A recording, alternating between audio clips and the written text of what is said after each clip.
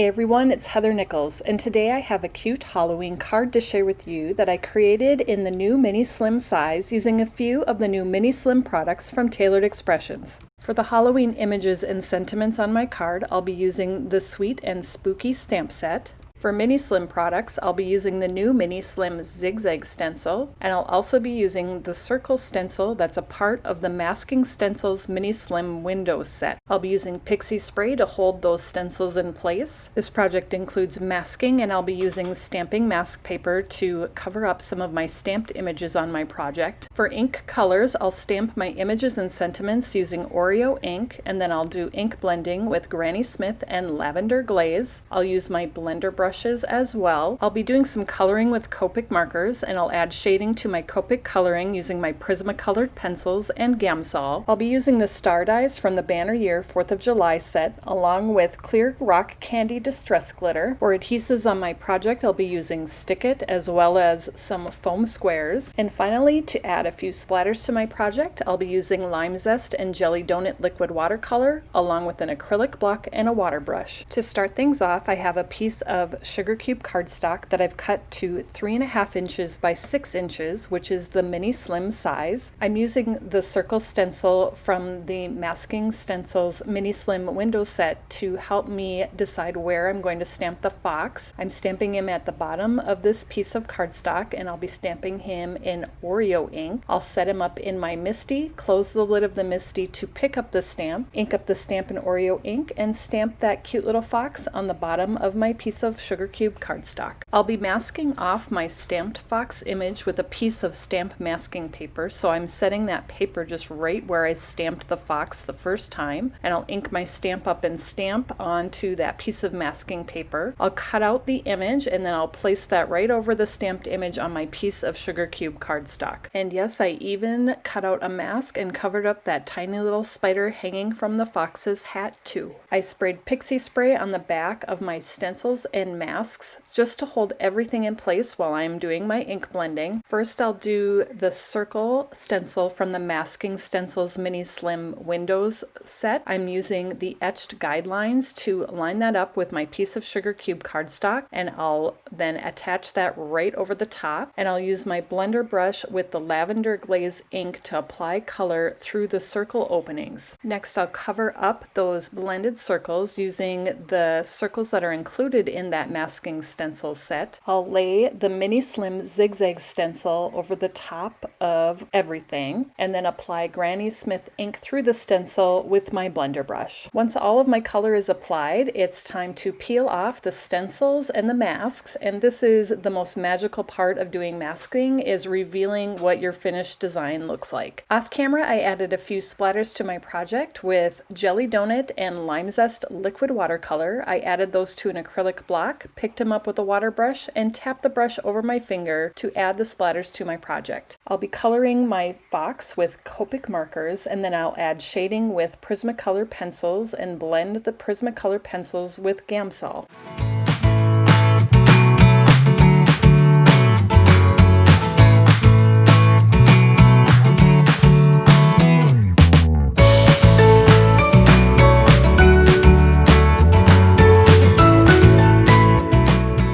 I'm putting my stamped piece back into my Misty, and I'll stamp the sentiments onto my project using Oreo ink. I'm cutting this out with the Petite Scalloped Mini Slim Stacklets die. I'll line this up where I want it to go, and I'll send it right through my die cut machine. To embellish my card, I'm creating some sparkly stars. I'm covering a piece of candy corn cardstock with Stick-It. I'm covering it on both sides, and then I'll use the star dies from the Banner Year 4th of July set to cut out the stars. I'll peel off the backing paper from the Stick-It on the front side of the star and dip that right into the glitter to add the sparkle. I'm scattering my orange sparkly stars down through the center of my card between the sentiments and the fox image at the bottom. Once I have the stars where I want them, I'll peel off the paper backing and attach them to my project. I'll use foam squares to attach this to a Mini Slim card base that I created from Toffee cardstock. I hope you enjoyed learning how I created this Halloween card in the new Mini Slim size. All of the supplies can be found in the Tailored Expressions web store at tailoredexpressions.com. Thanks so much for joining me, everybody, and I'll see you next time.